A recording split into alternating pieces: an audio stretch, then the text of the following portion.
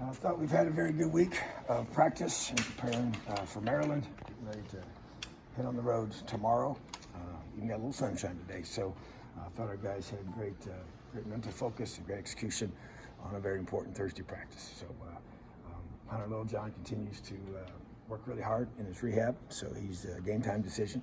But we'll see. The bottom line is he's doing everything he can to get back. Very proud of his effort. Questions? So if Hunter's out, is it just plugging in O'Connor? Is it as simple as that? Well, I tell you, we feel like that in terms of the big picture of it, we've got a couple options. You know, O'Connor can play, Charlie can play there, did that on Saturday. Also have the option of Harry Kreider moving to center, you know, and we've done that in the past. He's played there in the past, and that's another option for us as well. So those are a couple things that we've done both in practice all week long. So, but we got some guards that can interchange in there, and McKenzie will play as well if that happens to be the case. And if Hunter can't go, and we move Harry to center, if we plug Charlie in, obviously everything stays the same, and just replace Hunter with Charlie. So definitely got some options. Coach, with last week's lull there in the second quarter, and as the season goes forward, it gets more difficult as it moves along. How important is it that you see a complete effort from the offense this week for 60 minutes? Very important, and I think that goes to just growth and maturity as a team, and you teach off of which we did, and then able to challenge the defense, even though they didn't succumb to the lull. Those things have happened, and it can happen. It happens at all levels. So you have to coach hard to avoid it, but at the same time, you know, getting yourself in those positions and being up 21-0 with 8 minutes going in the first quarter, you know, is the position that you want to be in. You just got to learn how to handle it with maturity and finish, and have a great focus throughout the entire game for 60 minutes. Are you a coach that sticks to a strict routine during road trips, or do you ever change it up, or do you have? Oh, you know, I am definitely a routine guy. I think it creates a lot of confidence in you guys, but you have to also unknown things sometimes happen. I mean, you even have unique things happen on trips, and so you have to occasionally we'll throw them a curveball just to keep them off the routine. But overall, no, I like the flow. I think guys need to know how much time they have to do certain things and to be able to get their minds right. And as you progress to kickoff, we have we call it priming in our whole preparation, which is the whole week of preparation that we go through physically, mentally, to get our guys to be at peak performance by kickoff. So everything's centered around that mindset in terms of meeting length and what we do when we do it. And but yeah, overall it's very, very consistent routine. Basically we just say, hey, we want to arrive to the hotel by a certain time, and based on the length of travel time, we may leave a little earlier or whatever based on that, but try to occasionally keep them off balance so they can adjust. Coach, going back to the second quarter lull against Rutgers, you said on the radio show that you had a bunch of notes that you brought to the Monday meeting. What were some of those notes? Well, what I did, I just basically went through, I had the exact point in time when the lull started, and then I went through each play where I felt like because there were some positive things in there, and so we still did a lot of good things as a team, but I went through and had multiple, okay, at this minute mark in the game, on this play number, this happened. Okay, and this one of them obviously was, the interception and why that interception happened. Talked about the fumbled football. Talked about not finishing on certain drives. Talked about special teams where we got ourselves pinned down inside the 3-yard line. Those kinds of things and what created them. So you're just trying to go through and talk about the mental focus it takes to, because the whole point is, the essence of coaching is the correction of errors. You're trying to correct the mistakes that you make, what caused the lull. But obviously it starts in the mind. And the mindset is that there can never be any let up. You get a little bit of a lead, there's no let up. You have something positive happen, you can't let up. Something negative happen, you can't get discouraged. You can't. It's that 1-0 mindset. It's that play next play mindset that we want. So it was but it was very specific. I had them all written down, from the game, and just right through them with our team. And to me, that's just a big part of us being able to teach a young team how to play 60 minutes of football, winning football. The defensive line, young and inexperienced as they've been growing all season long. Mm-hmm. Is this a benchmark with Maryland's had some quarterback issues? Pigram's probably going to go, but he's more of a runner than a thrower. Mm-hmm. Is this a way for you to see where these guys really are right now? Well, it's definitely going to be a test for him. So, yeah, I think it will reveal some progress or where we need to continue to get better at. So, as you get deep into our Big Ten schedule, that will be the case each week. And so, Pigram's a very, very talented athlete and can beat you with his legs and his arm, and we've played against him, so I know that full well. And Jackson's a very talented quarterback as well. So whoever we see, we know we're going to be facing a very, very good football player. So yeah, we're going to be able to, the D line is going to have to be their very, very best. We've definitely made progress, and we've got a lot of guys playing better, but we need a whole bunch of guys to play their best game. Coach, how much emphasis do you put on, I guess, recency when looking at what a team's put on tape? And I only ask that just because if, Maryland is scoring 70-something points a week in the first couple weeks versus a little bit of struggles.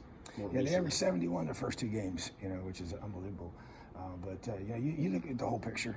There's no question that what their potential is. You've seen it on film, and they're extremely explosive athletes and very, very talented football team. So, but I'll tell you, I've been here. This is 3 times we've played them in the past, and once as a DC and twice as a head coach, and they've always been very, very talented athletically.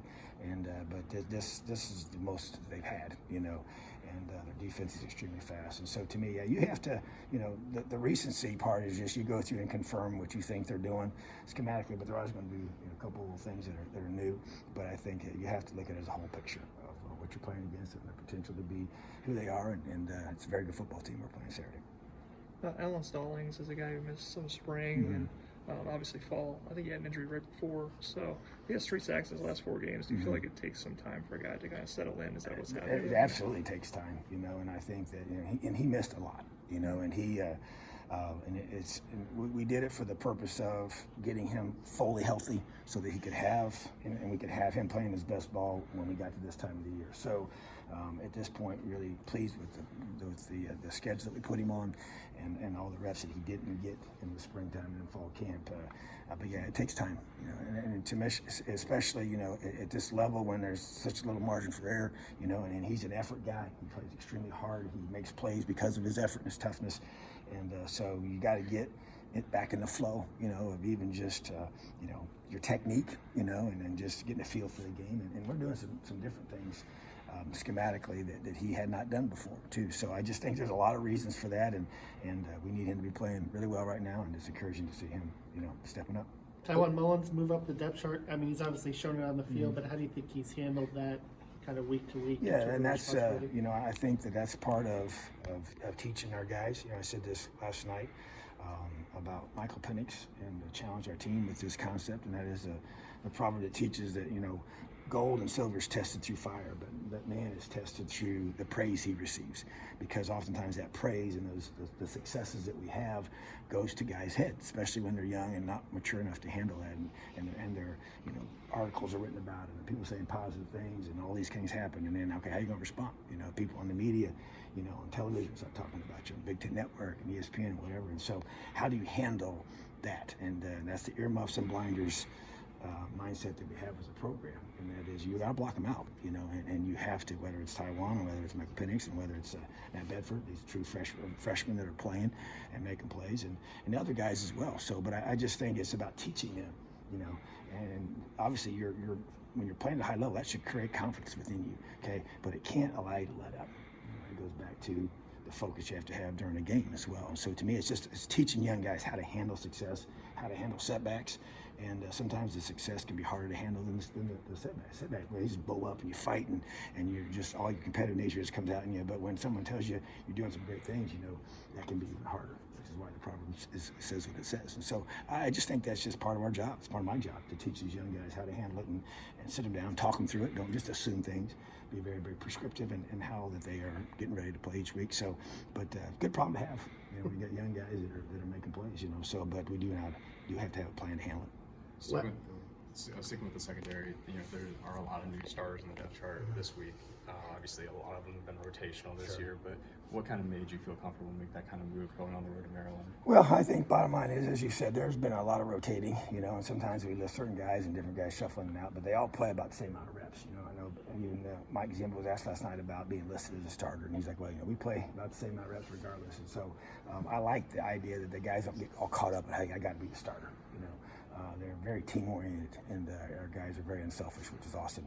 So, but at the same time, there's it does mean something to be named a starter, So I feel like that, there's guys that earn that right, and guys that if they, we had a situation last week where a guy wasn't focused in the meeting and he lost that right to be the starter. At the last second we made that change, and so, but these young guys start making plays, then they get put in position to be listed as a starter, and they're, like I said, they may not play any more reps than they did if they're the number 2 guy in the game, but there is something that goes along with that. So I just feel like that it's performance, it's preparation, it's proven to your teammates that you've earned the right to be in that spot, And I think the guys, they recognize it. They know Taiwan's a good player. I think they started seeing that when he got here over the summer. So, but he had to prove it on the field, and that's been we've made him do that, and I just think that he'll have to keep doing it. And if he doesn't, then somebody else is going to take his place. So that's the beauty and value of having depth and having a lot of good players that can push each other.